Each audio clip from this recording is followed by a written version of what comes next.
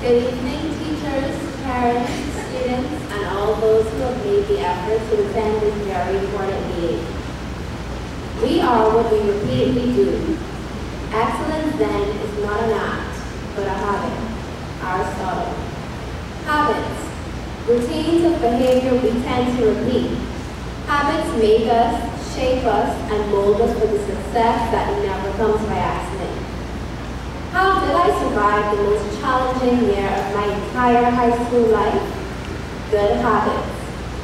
My name is Markia, and I am currently the head girl-elect for the academic year 2011-2012.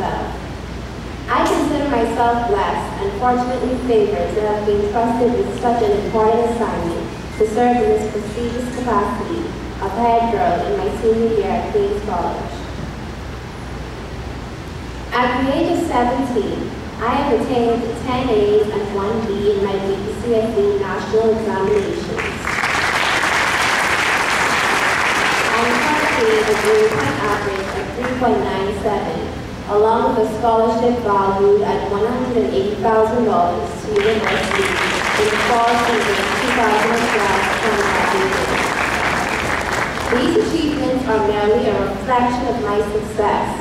But the only true measure of all that I have accomplished is not my grades, my scholarship, or my title.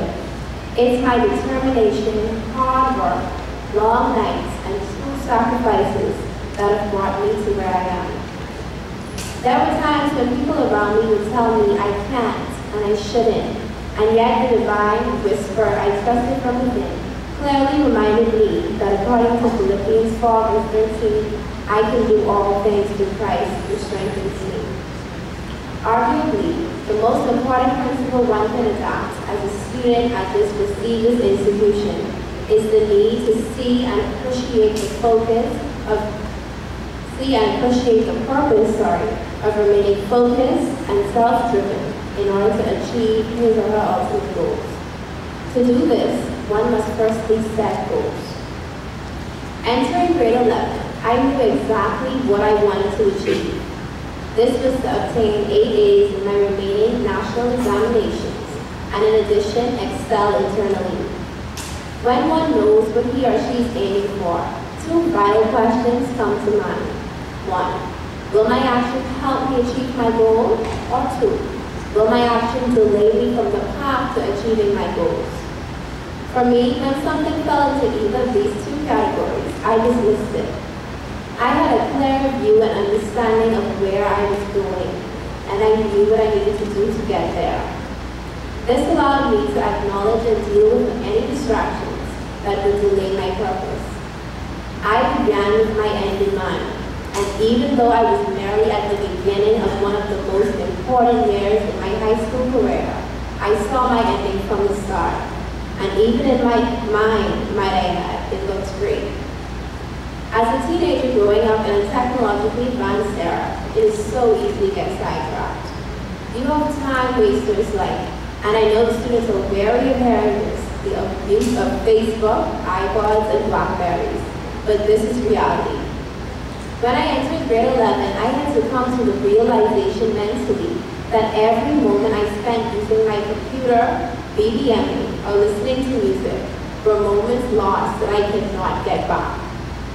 As a result, I did my work when I was expected to, and when I had spare moments, I sharpened the saw and enjoyed my free time. Now that I am nearer to the end of high school than ever before, I am truly appreciating the importance of the good and sound decisions I made. Sure, I had fun. I still hung out with my friends and relaxed, but I did this at the right time and place. There is a time and place for everything. And the sooner you realize that you must work when you have to, and focus when you need to, and study even when you don't want to, the closer you will be to the development of good habits. One of the questions I am frequently asked, often by my parents and their parents, is how did you study? Being the person that I am, scarily organized, I came up with a study schedule nearing my examinations and studied year-round. Due to the tremendous amount of homework and coursework I had to complete at home, I knew it was important that I remain focused in class and use my spare moments, such as my mornings, break, and lunch times to get some studying in. I had a system of index cards. Because I learned by writing things down, I wrote flashcards on top of flashcards. I had a whiteboard where I taught my bed, bookcase, desk, and basically every non-living thing in my bedroom, all of my class lessons. Out of these methods, the foundation of their effectiveness came through my study schedule. I had it outlined in a way that displayed the time frame allotment and subjects I would study each day. Most importantly though, I disciplined myself to follow through. This action resulted in a proactive shift for great results. For those of you who know you are not where you should be academically, do not be discouraged. This year is your new beginning, right now. I had to work extremely hard to reach this point. It did not come easy for me. From the 7th grade to now, my GPA has climbed from a 3.33 to a 3.97. I want you, the students, to know that the persons you deem as smart or even geniuses are not born that way. They've worked hard. You must be proactive. It's the beginning of the year. Start studying now. Synergize. Get together with your friends and go over subject matter that you don't clearly understand. Adjust your principles and change your habits if necessary to pull yourself together. Make this your best year. Last year, I balanced being president of the National Arts Festival Club, member of PC 5000, vice president of the SRC, tennis player, member of Yellowbird, GUIA, and senior mentor of the Debating Society. Once you know your limits, you can push yourself to be your best. And to our parents, let me say that there is more that unites us than divides us as parents, teachers, and students. For many here tonight, we began this journey 14 years ago with the joy of a bright ending in mind. So let's unite and reconnect our transformed attitude towards quality education that is manifested and proven in so many here and now at this great institution. I will leave you with the words of Robert Walt. Try to discover the road to success and you'll seek but never find. But blaze your own path and the road to success will trail right behind. It's not going to get any easier than it is right now. So make up in your mind that you're going to have to work hard and smart if you want to be successful. I wish you God's strength and wisdom on your individual journeys. I can look back now and say, I am proud and pleased with the decisions I made and what I've done. Wouldn't each of you like to be able to do the same thing?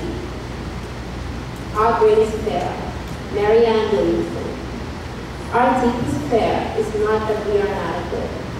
Our deepest fear is that we are powerful beyond measure. It is our light, not our darkness, that most frightens us. We ask ourselves, who am I to be brilliant, gorgeous, talented, and fabulous? Actually, who are you not to be? You are a child of God. Your playing small does not serve the world. There is nothing enlightened about shrinking so that other people won't feel insecure around you. We were born to make manifest the glory of God that is within us. It is not just in some of us, it is in everyone. And as we let our own light shine, we unconsciously give others permission to do the same. As we are liberated from our own fear, our presence automatically liberates others. That poem meant so much to me during the last year, and I hope that my words encourage the students and parents to continue on in their path to achieve excellence. I thank you.